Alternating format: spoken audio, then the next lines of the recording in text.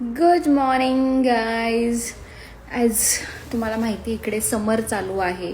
So थंडीमध्ये खूपच थंडी असते की 1 डिग्री 2 डिग्रीवर जातं हे टेम्परेचर. आणि आता हे टेम्परेचर एवढं गेलेलं आहे की 50 डिग्री टेम्परेचर आहे सौदीमध्ये. सो म्हणजे माणसाने राहायचं कसं ना. दोन्ही हे तुम्हाला दाखवते मी हे किती ऊन आहे. खिडकी पण उघडायची इच्छा होती.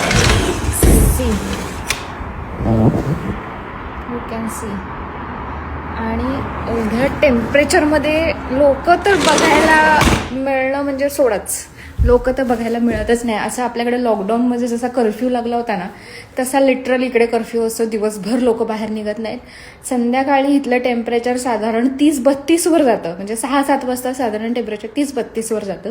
तेव्हा कुठे लोक जरा बाहेर पडायला लोक बघायला मिळत नाहीत. आता झाडं बघायला मिळत नाही इथे. झाडं म्हणजे इतकं असं कधी कधी घराच्या बाहेर पडल्यावर असं वाटतं की कुठल्या तरी जेलमधून बाहेर पडली आहे मी.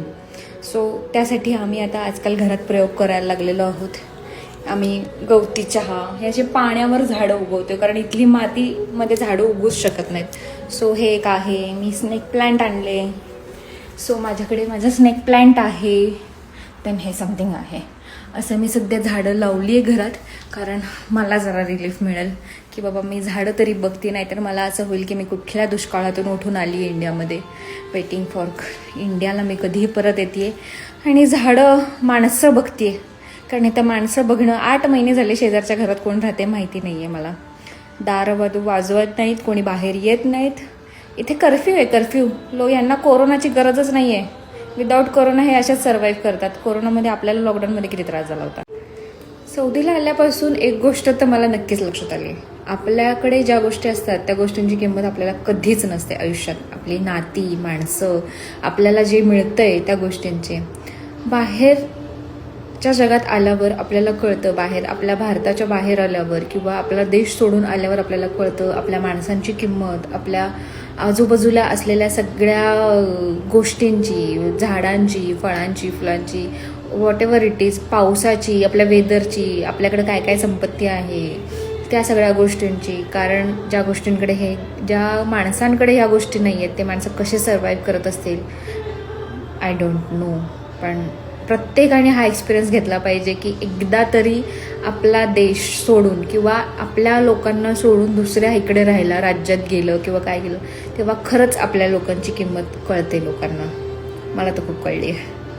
पण लगेच असं होत नाही की मी सौदीला आली आहे तर मी दुःखी आहे आणि ऑल अँड ऑल असं काहीच नाही आहे. प्रत्येकाने प्रत्येक गोष्ट एन्जॉय केली पाहिजे. काही गोष्टींचे पॉझिटिव्ह असतात, काही गोष्टींचे निगेटिव्ह असतात. सगळ्याच गोष्टी एकामागोमाग येतात. तिथे मला माझा सेल्फ टाईम मिळतोय, सेल्फ केअर करायला वेळ मिळतोय आणि देन मी स्वतःकडे लक्ष देऊ शकते. ह्या सगळ्या गोष्टी मला उमगतात आहेत, लोकांची किंमत आणि हे आणि ते. सो मी खुश आहे आणि नवीन माझं व्हर्जन अपडेट करण्यामध्ये मला वेळ मिळतोय, त्यामुळे मी खूप खुश आहे. इंडियाला आल्यावर तर आहेच मज्जा मज्जा. Hi guys, good morning. मी एक चॅलेंज घेतलं आहे 70 days 70 व्हिडिओज. इकडच्या सगळ्या गोष्टींची माहिती और काय काय आहे, आम्ही कसं जगतो इकडे, लाईफ कशी आमची लाईफस्टाईल आहे त्यामध्ये. सो आज मी तुम्हाला माझ्या घराचा पूर्ण होम टूर दाखवणार आहे की इथला फ्लॅट्स कसे असतात आणि आम्ही कसं सगळा सेटअप तयार केलेला. सो दिस इज बाहेरचा सगळा हा पोर्च आहे. इथं असे फ्लॅट्स आहेत. सो हा मेन डोअर, ह्या मेन डोअरच्या आत हा एक डोअर आहे. हा आमचा मेन डोअर आहे. मग ह्या मेन डोअरच्या आत इकडे एक फ्लॅट आणि इकडे एक फ्लॅट. सो हा आमचा फ्लॅट आहे लाईक दॅट. इकडे सोफा आम्हाला मिळालेला आहे फ्लॅटमध्येच, इनबिल्ट सोफा, म्हणजे त्यांनी सोफा दिला आहे. इकडच्या फ्लॅट्समध्ये AC कंपल्सरी असतो. AC तुम्हाला द्यावाच लागतो. So AC. देन मग आम्ही इथे आता रिसेंटच TV घेतलेला आहे कारण मला खूपच बोर होतं आहे. सो आणि सौदी स्पेशल सॉन्ग तर लागलंच पाहिजे ना. येस, इकडच्या TVचा पण खूप चांगले हे आहेत. दाखवते मी तुम्हाला इकडचं TV. हे असं आहे माझं किचन आणि हॉल एकत्रच आहे. सो किचन आणि हॉल कंबाईन आहे माझ्याकडे. आम्ही फ्रीज घेतलेला आहे, वॉशिंग मशीन आहे. इथे 2 बेसिन देण्याचा प्रकार आहे. काय माहिती का, हे त्यांनी कपाट बिपाट हे सगळं त्यांनीच दिलेलं आहे. किचन ओटा तर एवढा छोटा आहे ना, म्हणजे इंडियामध्ये मोठ्या मोठ्या किचन ओट्यांवर काम करण्याची सवय असते, पण आता इथे नाही आहे तर काय करणार. बट ऑब्वियस या किचन ओट्यावर ॲट द टाईम तुम्हाला सगळ्याच गोष्टी करायच्या असतात. खूप छोटा किचन ओटा आहे, पण मी मॅनेज करते. इथे आपल्यासारखा नॉर्मल गॅस मिळतो, त्यामुळं ह्याचा काही प्रश्न एवढा राहिलेला नाही आहे. हे माझं देवघर आहे. मी येतानाच देव थोडे कॅरी केले होते इंडियामधून.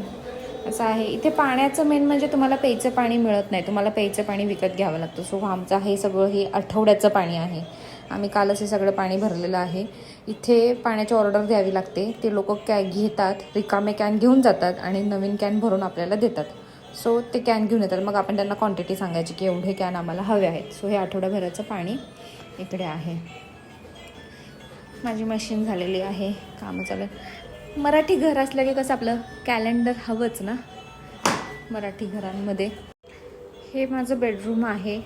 बेड पण आम्हाला म्हणजे मी विकतच घेतलेला आहे. अख्ख्या घरात एवढीशीच खिडकी आहे, म्हणजे इथूनच जो काय प्रकाश येतो तो, पण एवढं ऊन आहे की अख्खं घर भरलेलं आहे.